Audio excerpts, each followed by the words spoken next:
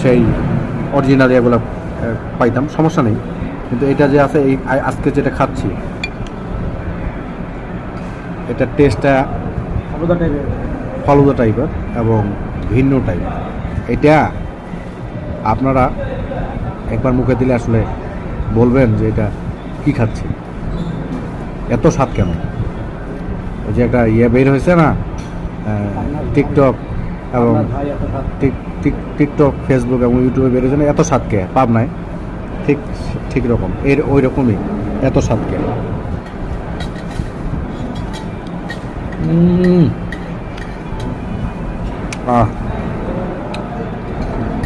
মিষ্টি, হালকা টক, এটার মধ্যে কিন্তু আইসক্রিম দেওয়া।